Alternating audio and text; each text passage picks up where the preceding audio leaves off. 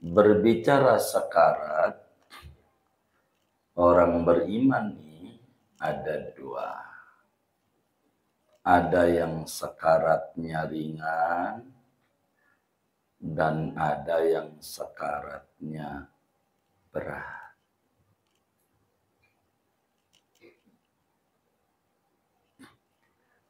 Kalau ringan kayak apa? Ringan itu kayak rambut yang ada di adonan diambil tuh rambut. Rambut yang diambil dari adonan tepung. Ini ada adonan tepung bikin pisang molen. Ada rambutnya kita cabut. Kira-kira tuh adonannya goyang nggak? Nah, itu namanya sakaratnya ringan. Enggak merasa sakit.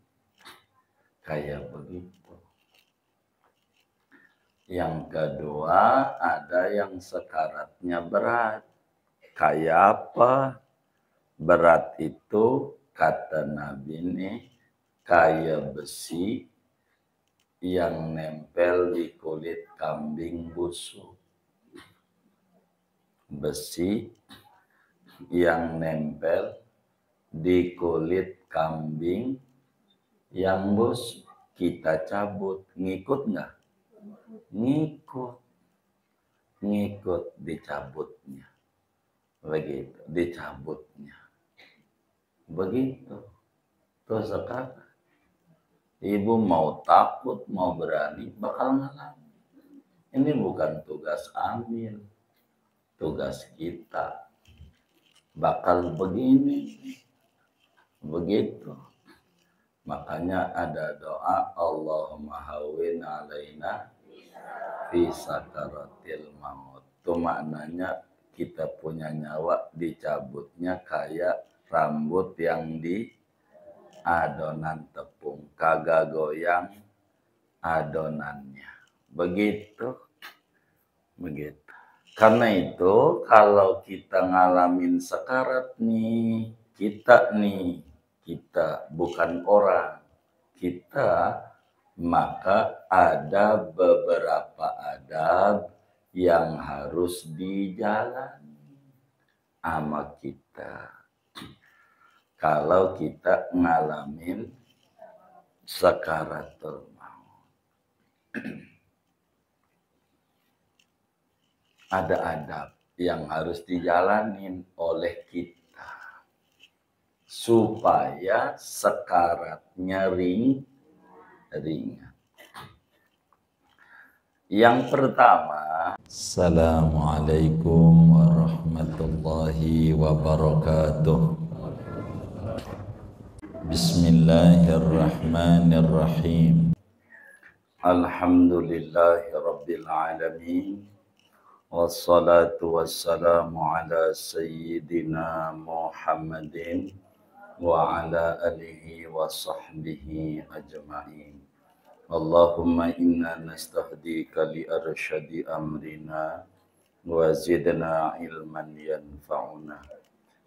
Kitabul Janaizi, adapun ini yaitu kitab menerangkan tentang jenazah. Wallahu a'lam. Ibu-ibu sekalian yang mulia, sebagaimana pertemuan yang lalu dijelaskan ada banyak adab berbicara dengan jenazah ini. Ada persiapan dari sehat ngadepin sakit, kemudian sakit ngadepin sakarat, sakarat ngadepin mati. Pertemuan ini kita akan mengkaji tentang adab-adab sakaratul maut. Adab-adab sakaratul maut. Berbicara sakaratul maut, maka ada dua adab yang harus kita ketahui. Jadi kalau ngomongin sakaratul maut ada dua adab. Yang pertama adab orang yang ngalamin sakaratul maut. Adab orang yang ngalamin sakaratul maut. Yang kedua adalah adab-adab orang yang di sekeliling orang yang sedang sekarat. Jadi yang kedua adab-adab orang yang ada di sekeliling orang yang sedang sakaratul maut. Ada dua. Pertama dulu adab-adab menghadapi sakaratul maut. Apa sih sakaratul maut itu? Sakaratul maut itu adalah terakhir kehidupan manusia yang bentar lagi bakalan mati. Itu namanya sekarat. Di sekarat itu terakhir kehidupan manusia, kehidupan kita, yang habis itu kita bakalan mati. Ini masa terakhir ini berbeda-beda.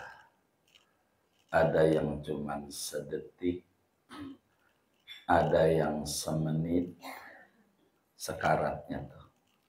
Ada yang sejam, ada yang sehari, ada yang 3 hari, ada yang seminggu, ada yang sebulan.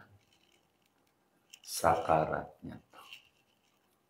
Ini kita bakal ngalami semuanya. Beda-beda tergantung amal ibadah. Jadi sakarat tuh biar ganti artinya mabok. Mabok mau mati. Sakarat itu artinya bahasa Indonesianya mabok.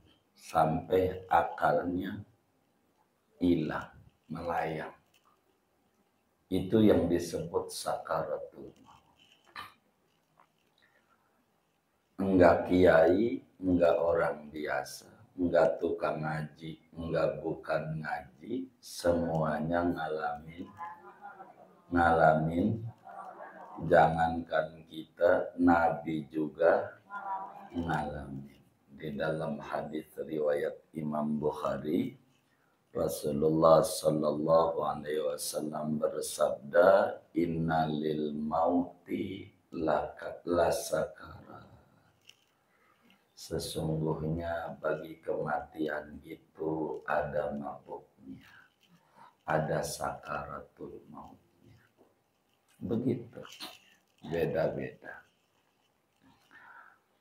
Sakitnya sakaratul maut itu, kata Nabi, lebih sakit dibanding badan kita dibacok-bacok 300 kali. Dimutilasi, dipotong-potong 300 potong. Itu masih ringan. Beratan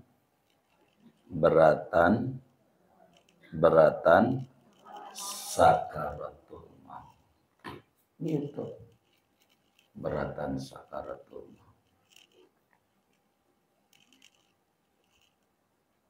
Ini enggak ringan. Kalau orang ngaji enggak bakalan hidup biasa aja. Orang bakalan mati. Mau ngapa? Begitu. Ini yang paling pokok, sakaratul maut. Nah, orang berbicara sakarat, orang beriman ini ada dua. Ada yang sakaratnya ringan, dan ada yang sakaratnya berat.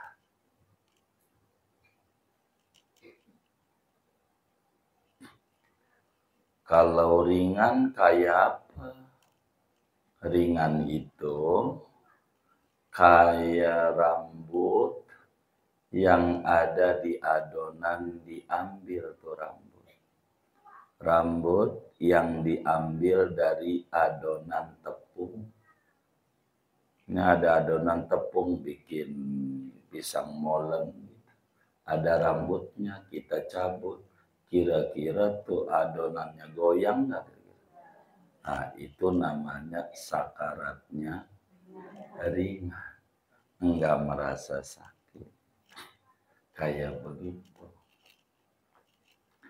Yang kedua, ada yang sakaratnya berat. Kayak apa? Berat itu, kata Nabi ini, kayak besi yang nempel di kulit kambing busuk. Besi yang nempel di kulit kambing yang busuk. Kita cabut, ngikut nggak? Ngikut. Ngikut dicabutnya. Begitu, dicabutnya. Begitu.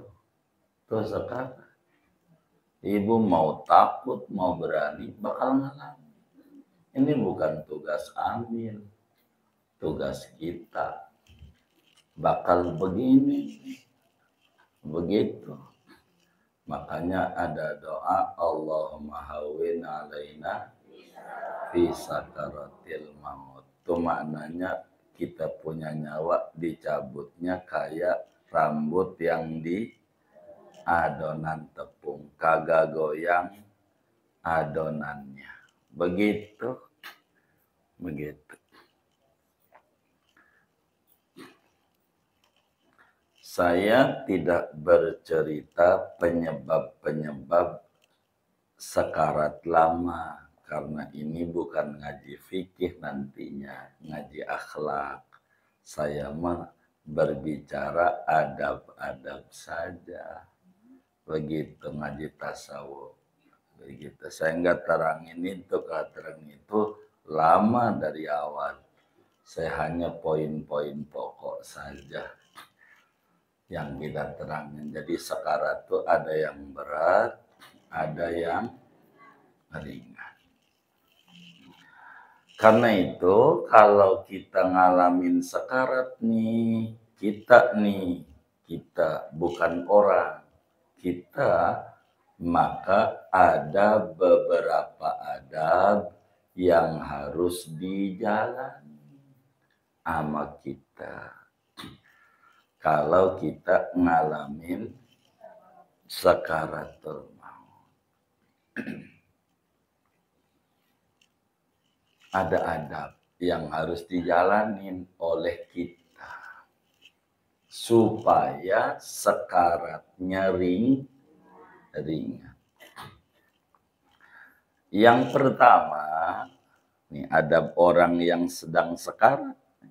Ini mah nggak bisa ngebilangin orang yang lagi sekarat, nggak bisa. Sekarang ngajinya, bukan nanti lagi sekarat. Sekarang nggak bisa nanti. Nanti mau tugas kita ngadepin orang sekarat, entar tuh ada adabnya lagi. Ini mah kita ngadepin sekarat. Yang pertama, adab kita kalau ngalamin sakaratul maut, pertama kudu ridho dengan kematian, dengan ajal. Yang pertama, ar-ridho bil ajal.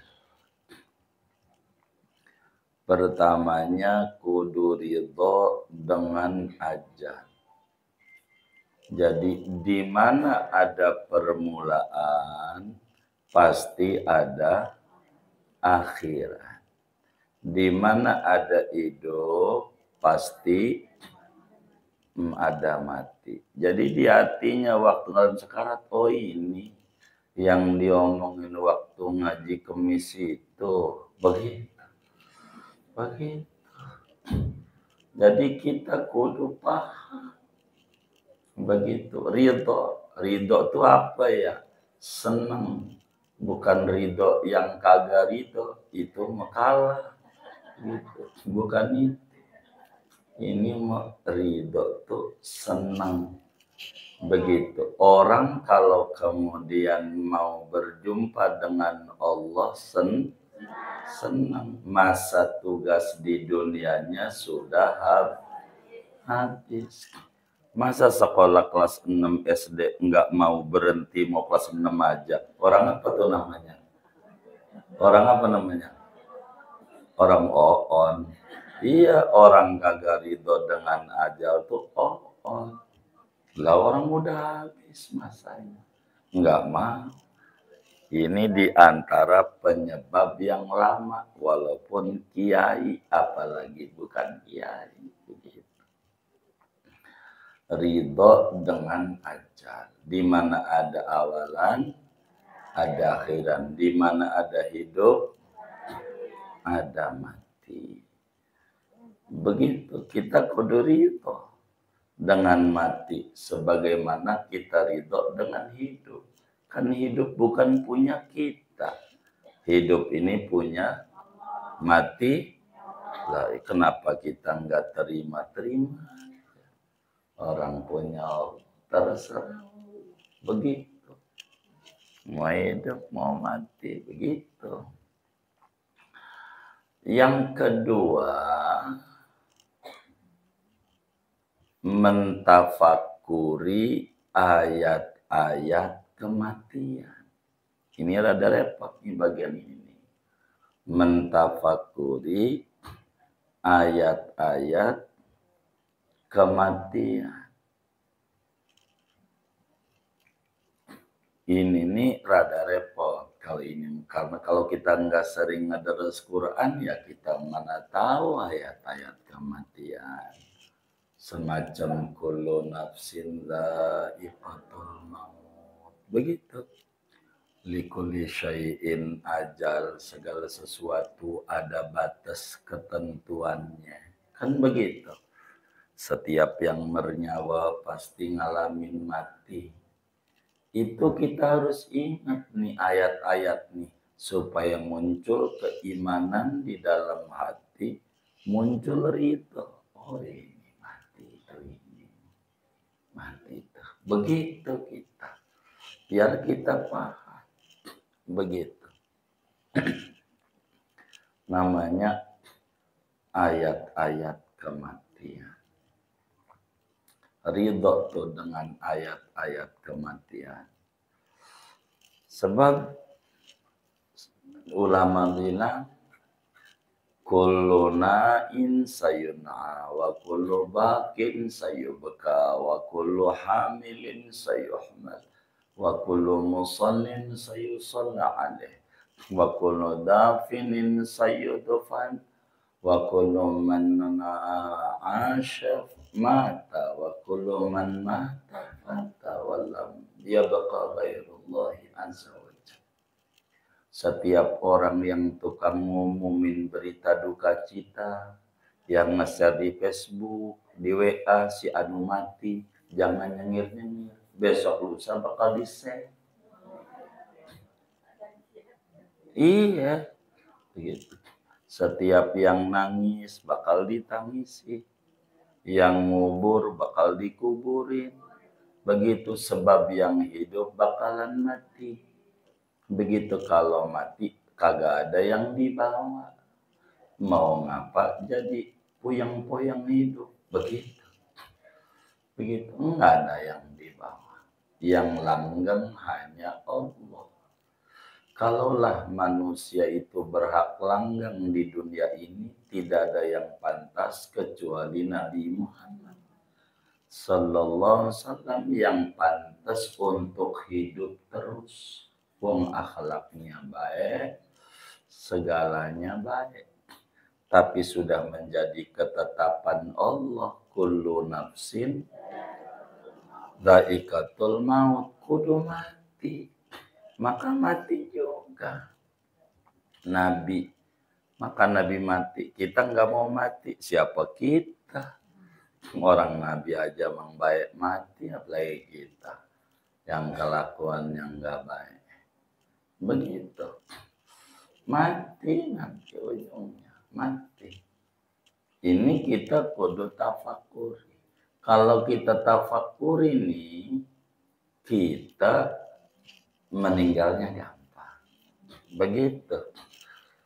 Yang ketiga, memahami hubungan ruh dan jasad.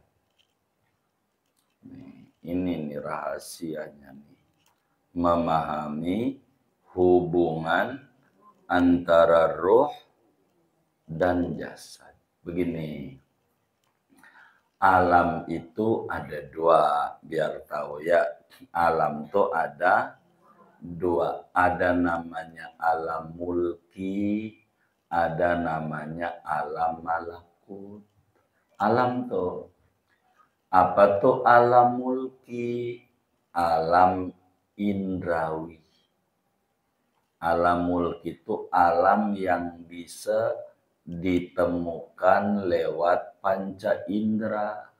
Namanya alam mulki. Yang keduanya alam malakut. Alam yang tidak ditemukan oleh panca indera. Enggak kelihatan oleh mata, enggak kedengeran oleh kuping, enggak bisa diraba oleh tangan, dan seterusnya indra. Kayak badan kita nih. Badan kita ini kelihatan enggak? Hah? Kelihatan. Namanya alam mulki. Kenapa alam mulki? Kelihatan. Begitu. Makanya ibu-ibu nih, kalau orang nanya nih ibu-ibu nih, termasuk makhluk halus apa makhluk kasar? Hah? Makhluk kasar. Orang halus apa orang kasar?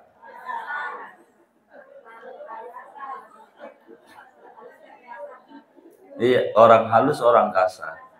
Orang kasar. Kalau dikata kasar lu, marah nggak? Berarti orang halus. Kalau marah. Begitu. Kita ini namanya makhluk kasar. Namanya. Karena bisa diraba dengan tangan. Namanya alam mulki. Nyawa kita enggak kelihatan. Enggak keendus dengan hidung. Enggak bisa dijilatin pakai lidah. Begitu, enggak bisa diraba pakai tangan, dan seterusnya. Maka nyawa kita tuh namanya kategorinya alam malak. Nah, alam mulki itu, nih alam mulki, ama alam malakut kagak nyatu, kagak. Kayak minyak sama air. Enggak pernah nyatu. Enggak pernah. Antara ruh dan badan kita ini kagak pernah nyatu. Nyatunya itu karena izin Allah. Maka ruh kita bisa masuk di badan kita karena Allah yang izin tentukan. Begitu. Karena itu beda alam antara ruh dan badan. Ruh memasuknya kategorinya alam malakut, badan kita alam mulki. Waktu ruh mau balik di alamnya, ruh nih mau balik di alamnya. Alam apa nih ruh nih? Hah? Alam malakut, di tempatnya. Nah, kalau kita larang, Inilah yang menyebabkan sakarat lama. Begitu. Kalau roh ini mau balik kepada alam malakut, tempatnya dia sebelum adanya jasad kita, maka dia mau balik di tempatnya. Emang tempatnya di alam malakut. Roh tuh, kalau kita izinin, matinya gampang. Kalau kita enggak izinin, matinya susah. Kata roh sama badan kita, saya mau balik ke kampung halaman saya, namanya alam malakut. Kata badan kita, jangan, kata badan kita. Jangan. Itu roh mau keluarnya ragu-ragu. Menyebabkan matinya susah. Ditahan. Siapa yang nahan? Siapa yang nahan? Hah? Siapa yang nahan? Hah? Iya, siapa yang nahan ini? Rupen keluar nggak boleh nih. Hah? Badan. Bagaimana cara badan nahannya? Bukan jangan. Enggak ada badan ngomong jangan. Itu bahasa gampang. Waktu mau keluar, kata badan, masih punya cicilan motor. Tuh begitu biar tahu. Masih punya cicilan motor. Tuh maknanya jangan. Mananya jangan. Jangan keluar. Maknanya jangan keluar. Di sini aja. Maknanya. Gitu. Itu matinya jadi lama. Gitu. Roh mau pamit. Kata badannya, bocah masih kecil-kecil belum ngawini. Itu maknanya jangan keluar. Ini yang menyebabkan sekarat lama. Kata badannya, gitu. Roh mau keluar, jangan. Saya belum minta maaf, habis mitnah jelek-jelekin orang. Padahal waktu hidupnya gak minta maaf juga. Itu yang jadi lama. Itu penyebabnya. Kenapa mati itu lama? Ini mau kagak kiai, kagak bukan kiai. Kalau enggak ngaji kayak begini, matinya lama. Iya, mau ngaji, mau kagak ngaji. Begitu. Ketika sakarat datang, udah. Makanya ridho dengan ajal. Ya udah habis waktunya. Begitu, udah habis. Jadi nit tokennya. Jangan. Ya gimana? Nggak habis ya. Jangan. Ya nggak bisa. Gitu. Jadi udah, ya udah. Kalau udah habis, begitu. Jadi sakaratnya cepat. Jadi kenapa ada orang sakarat sampai sebulan, 2 bulan, ngorok. Begitu ciri sakarat. Itu saking sakit yang udah nggak bisa. Aduh, udah kagak bisa. Saking sakitnya. Begitu. Kayak begitu. Ini harus ngerti hubungan antara roh dan jasad. Begitu hubungan. Kalau kagak dilarang-larang, cepat keluar rohnya. Coba lihat orang yang ketabrak kereta, matinya cepat apa lama? Kenapa cepat? Kenapa cepat? Hah? Kenapa cepat? Enggak dilarang-larang. Artinya enggak mikirin mati, enggak boleh, enggak. Dia mikirin yang lain, enggak ada. Gitu. Ketika dia sakit udah mikirin ntar kalau mati.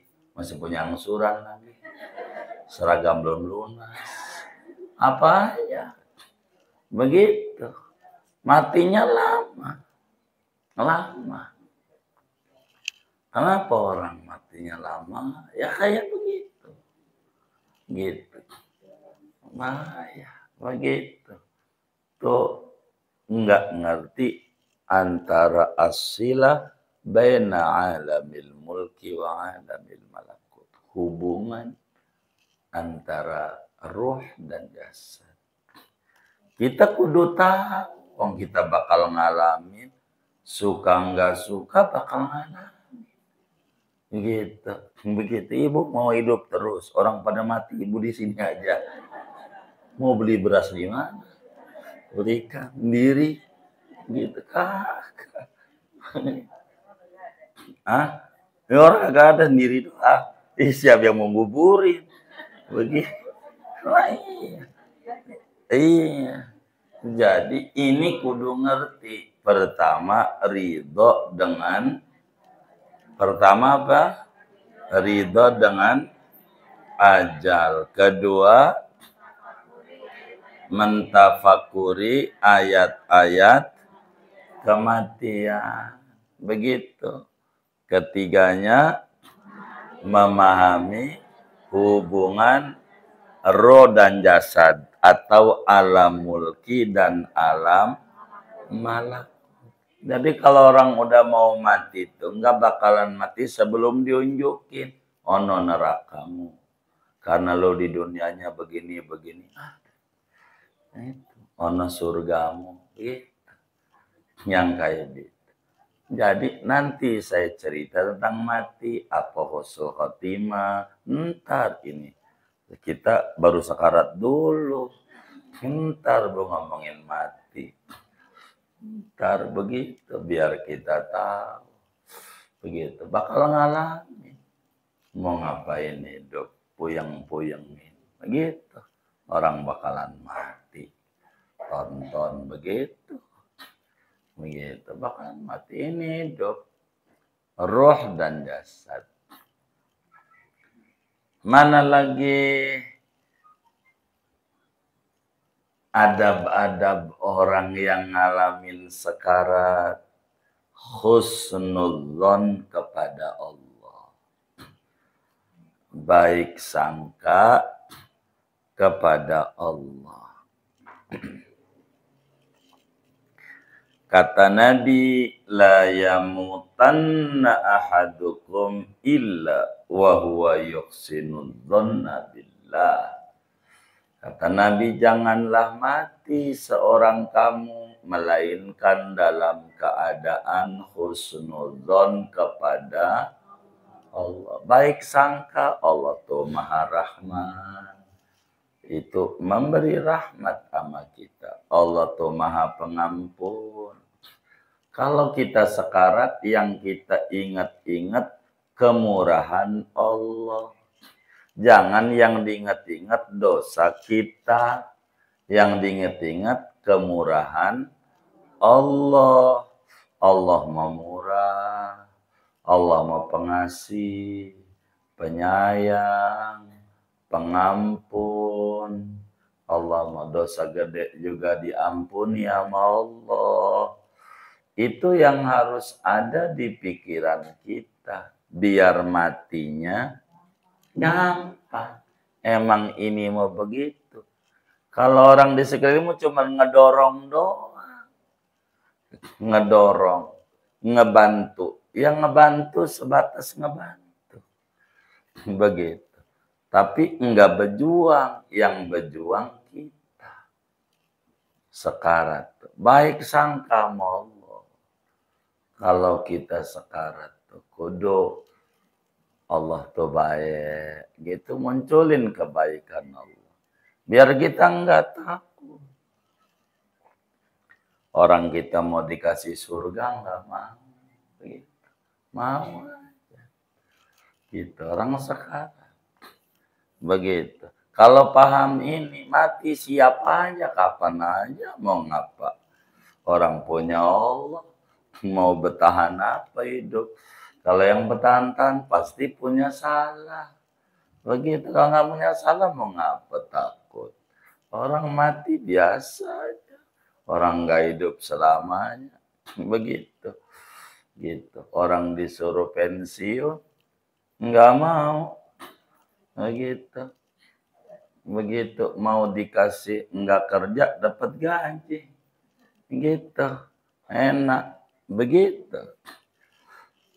Udah selesai masa kerja di dunianya. Masa kebaikan dari Allah. Begitu. Ke sakaratul maut. Adabnya tuh kayak begitu.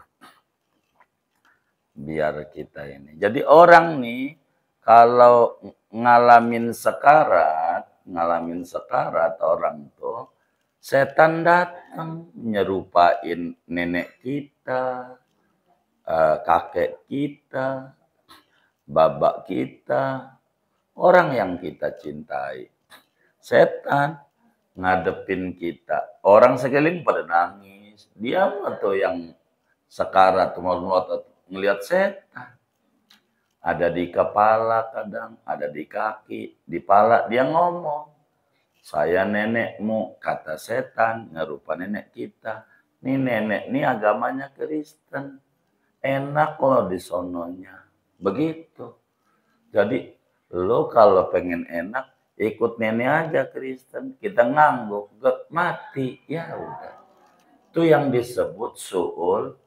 Ini maka kudu ngaji. Yang kayak begini. Di ujungnya. Kalau enggak berhasil dari pala, dari kaki. Aus orang sekarat tuh. Aus. Ausnya setengah mati. Aus. Orang sekarat. Kadang minta minum. Begitu. Orang sekarat. Padahal dia ngomong juga udah susah. Berat di lidahnya. Telinga juga kurang dengar. Begitu. Kurang dengar. Begitu. Itu bakal begitu. Ini nih kita harus paham. Karena kita bakal ngalamin. Nggak bakalan enggak. Semua kita. Mau terserah, mau berani, mau takut, pasti kita ngalamin. Makanya diajarin adab-adab ngalamin sakaratul maut. Begitu biar kita tahu dalam hidup supaya meninggalnya gampang. Diajarin Allah barik lana fil maut wa fima ba'dal maut. 3 kali maghrib, 3 kali subuh. Begitu. Supaya sakaratnya gampang. Begitu. Gitu. Diajarin baca sholawat. Biar apa semuanya biar gampang. Begitu. Biar kita ngerti. Begitu. Tuh diajarin sama Nabi. Biar matinya enggak berat. Enggak berat. Begitu. Sakarat itu kalau udah berat. Orang dokter sebutnya HB-nya menurun. Itu maknanya udah detik-detik mau mati. Itu bahasa dokter. Tuh begitu. Oh udah nih. Udah detak jantungnya udah mulai melemah. Begitu. Yang kayak begitu. Begitu. Ini mulai nih. Begitu. Kaki udah mulai anyep. Begitu. Coba dipegang kakinya anyep. Iya.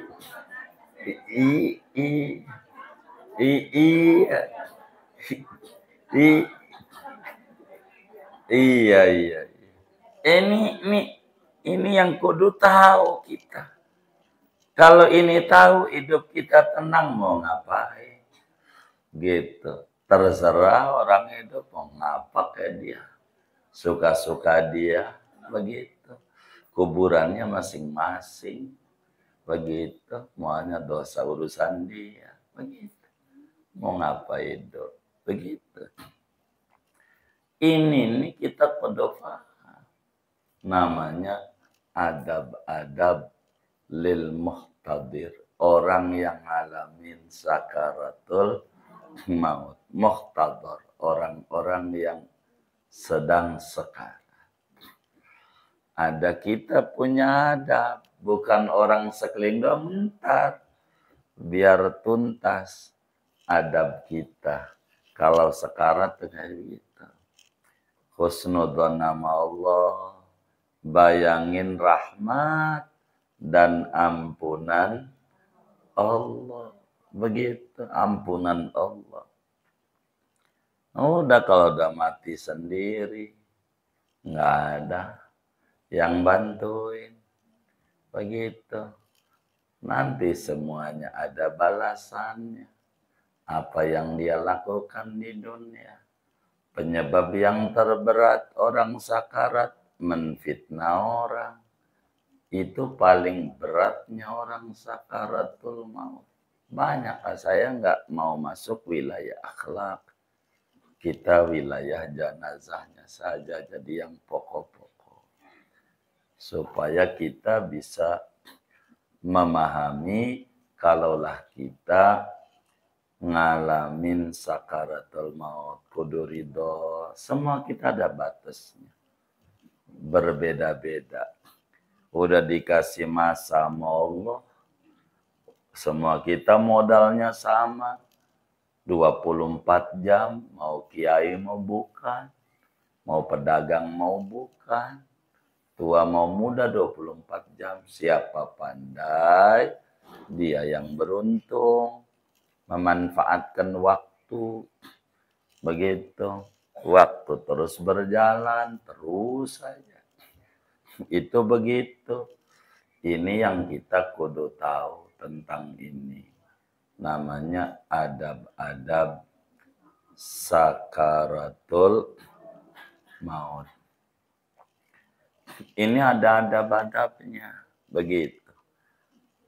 Inilah diantara adab yang kita harus pahami. Doa mah banyak tuh, yang doa selamat namanya tuh. Doa selamat tuh selamat di akhirat maksudnya. Begitu tuh. Sukai dibuat apal di Majmu Syarif. Allahumma inna nas'aluka salamatan fiddin sampailah hawin alaina. Iya, itu minta biar sakaratnya gampang. Begitu, gampang. Begitu. Doa Allah diajarin Nabi, Allah barik lana fil maut wa fima ba'dal maut. Wa barik lana fil maut wa fima ba'dal maut. Allahumma barik lana fil maut wa fima ba'dal maut. Begitu. Ini agar kita diberi kemudahan di dalam menghadapi sakaratul maut. Sakaratul maut. Sudah tuh. Kemudian terusin apa udah nih ya? Adab udah. Oh terus. Ini sejam lagi. Adab-adab udah selesai nih adab ini nih. Adab ngalamin sakarat. Nanti adab-adab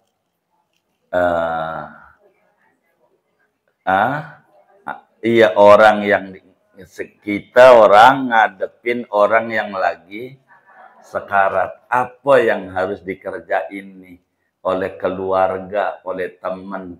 Ini lain nih, ada 10-an ada. Nanti aja. Iya baik. Iya baik.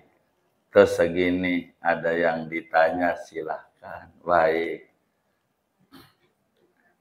Iya.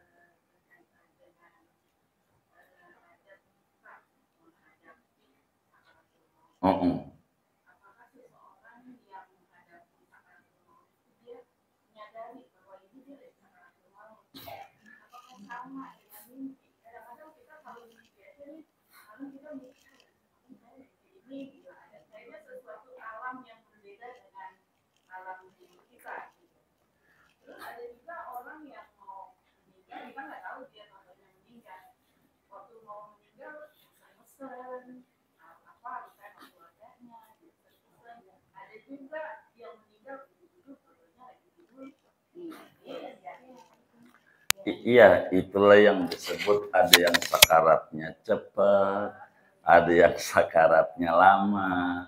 Itulah yang dengan tidur, itulah yang disebut sedetik dia ngalamin sekarat. Begitu. Ada yang semenit, begitu.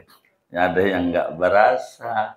Inilah bagaimana kita ngadepin ke sana. Begitu.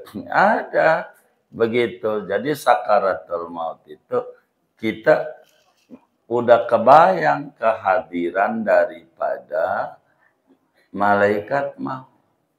Udah, kita udah kebayang yang kita tidak bisa bercerita kepada orang.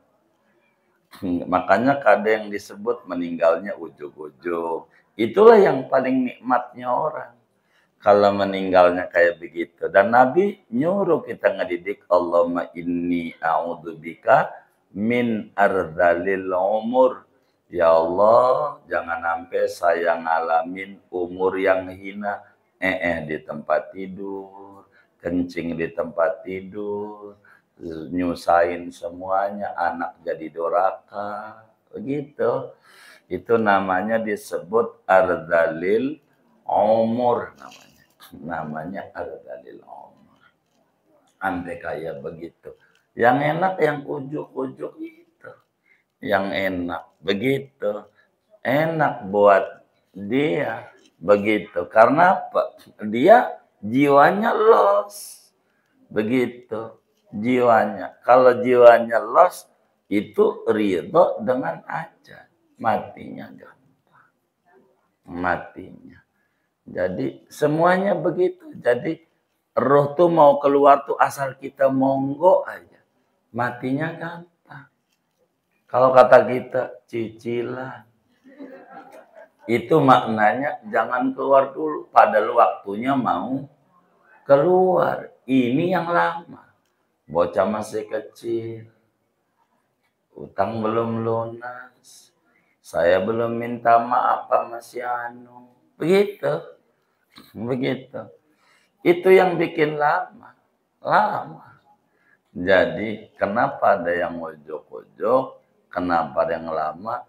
Maka yang lama itulah kita nanti ada dibantu. Bagaimana biar dia nggak lama? Mobil mogok kan didorong. Inilah nanti ada adab-adab bagaimana ngebantu proses dia terakhir mau ketemu Allah. Inilah yang kita nanti nih kalau kita baru ngaji disuruhlah bacain talqin macam-macam tuh nanti. Nanti biar satu uraian biar mudah mencernanya. Kalau enggak kajiannya saya enggak terangin yang kayak gini karena kajiannya biar ibu paham, melek. Ini kayaknya pada diam nih takut kayaknya. Begitu.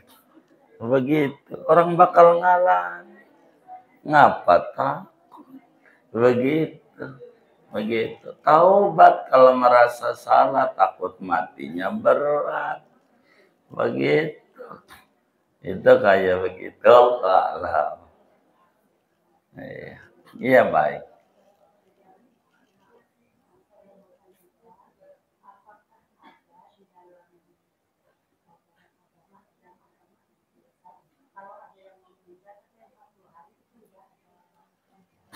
Jadi kalau orang tuh mau meninggal, orang langit itu menyebutnya mayat 3 bulan sebelum dia wafat.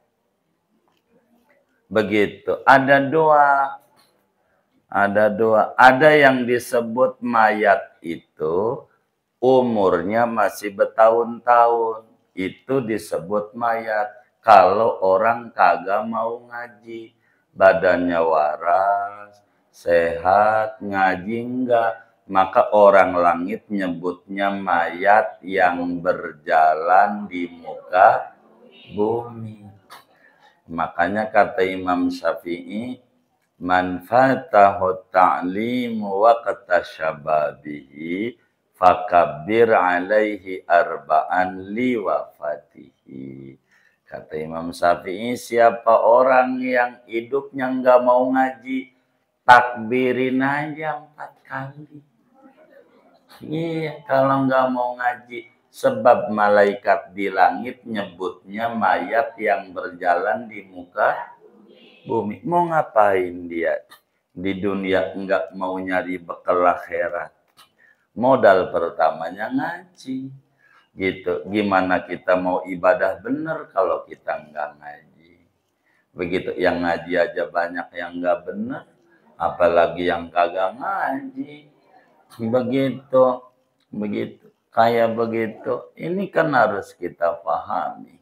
Apalagi kita kagak ngaji. Maka orang nggak ngaji itu disebutnya mayit menurut orang langit. Yang kedua, 3 bulan sampai 40 hari itu udah bau mayit. Orang-orang soleh tahu itu. Ciri-ciri itu bahwa dia, bahasa orang Betawinya makasin. Iya. Iya, makasin. Begitu, cuman kagak tahu. Ketahunya kalau udah mati, pantas aja kemarin ngomong begini. Begitu. Pas sudah mati tuh pantas saja. Gitu. Kemarin sih kagak ada pantas saja. Begitu.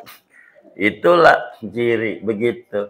Jadi ibu nggak usah takut kalau ngomong sama temannya, entar gua kan punya utangnya masih anu.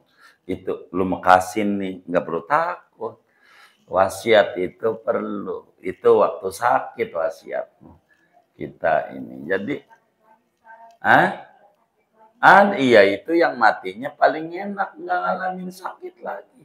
Dan memang sebetulnya kalau nggak sakit lagi mah hampir rata. Semuanya yang mati nggak sakit lagi. Kalau yang mati sakit lagi, nggak mati. Iya, emang juga begitu. Gitu, yang mati. Ada orang mati sakit lagi. Iya, masa udah mati sakit lagi? Enggak. Iya, gitu. Orang mati sakit lagi. Enggak lah insya Allah. Begitu. Intinya ada ciri-ciri kematian. Ada. Ini kan ntar, ini sakarat ini kan udah di ujung. Ini yang kita omong ini di ujung. Begitu. Udah di ujung. Kan kemarin sakit saya potong tuh kan. Wasiat aja nggak kita terangin. Tapi udah cukup dah adab kita. Kalau sakit gimana, nengok orang sakit gimana, udah rada mulai ngerti dah tuh adabnya. Jangan ngomongin penyakit, ya kan? Iya, gitu dah. Wallahu a'lam. Sudah, ya udah baik. Kalau sudah kita baca Fatihah ini ada wakaf daripada hamba Allah. Dari hamba Allah dari Kambang Jaya Cipulir, 2.820.000 rupiah.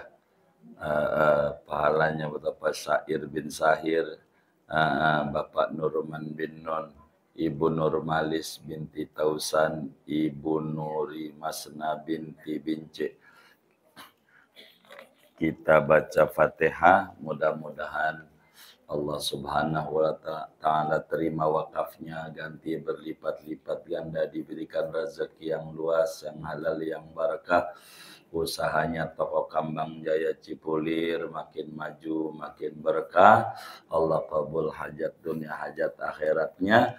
Almarhumah yang beliau niatkan ini semuanya kuburnya menjadi raudhah min riyadil jannah. Amin. Al-Fatihah.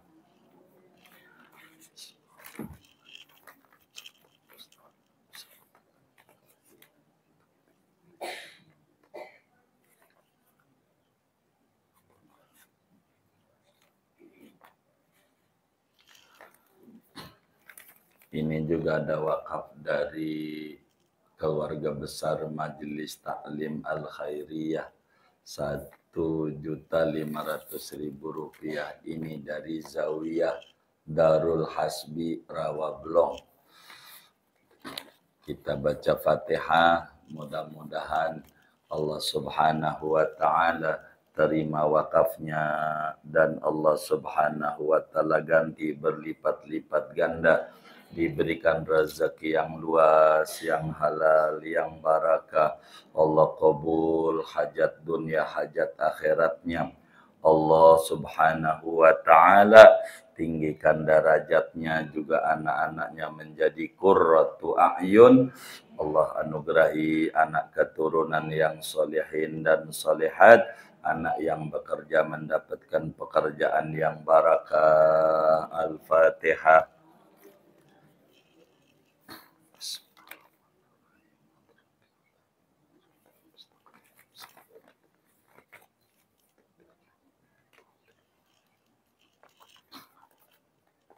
Ini dari Bunda Hamimah Ciledug. Mudah-mudahan Allah Subhanahu wa taala terima wakafnya, diganti berlipat-lipat ganda, diberikan rezeki yang luas, yang halal, yang barakah, anaknya yang dipendidikan mendapatkan ilmu yang manfaat, menjadi anak yang soleha, anak yang berbakti kepada kedua orang tua. Al-Fatihah.